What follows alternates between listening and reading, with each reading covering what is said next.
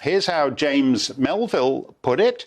The last 2 years have seen the biggest transfer of wealth to the super rich in history.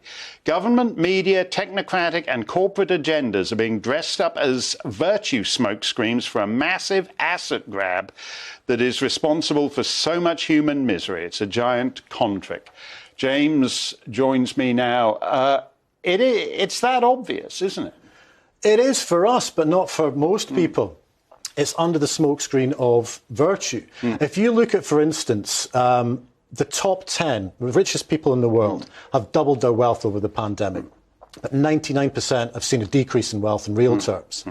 And the auspice of virtue keeps coming up, whether it's stay safe, it's for your security, it's for your own good. Now, there's a number of lessons of history that we know, and one of them is about virtue and about authoritarianism, using virtue under the auspices of staying safe. And people have gone along with this. And I'm staggered as someone who sits on the left of centre, even though a lot of people will say now that actually I'm some sort of far-right conspiracy theorist, which I'm not. My views are fundamentally the same.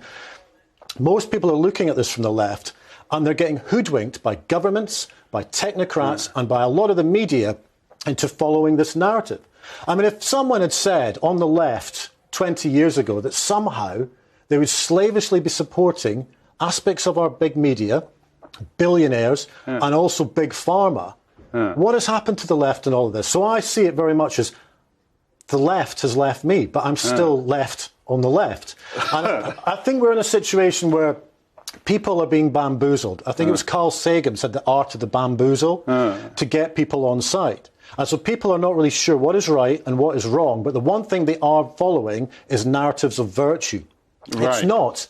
If you look at, for instance, the Great Reset, I mean, that's something that if you say the Great Reset, you're smeared as being a conspiracy theorist as well. The Great even though Klaus Schwab actually stands up at the G20 and announces it. Yeah, and Bill Gates as well. But if we go back a few years, they were talking about this. This is not just a random press release. It's not even smoke and mirrors. It's all out in the open. And so we need to move from this narrative that people are seen as conspiracy theorists for talking about stuff that's actually a conspiracy agenda. And it's under the auspices of virtue to get people on side, to do good, to be a good person. But actually what we need to do is take a step back from that and realise that it's a massive asset grab. Right. If you look at land, you look at money, you look at data, you look at people's health, autonomy, it's all under this, where they're trying to control us, take away our freedoms, and what's going to be left at the end? We own nothing, but we're happy? No, we'll own nothing and be miserable, but the billionaires, the technocrats, will be happy because they'll obtain more assets, more money, potentially more access to people's data, and fundamentally more control and more power.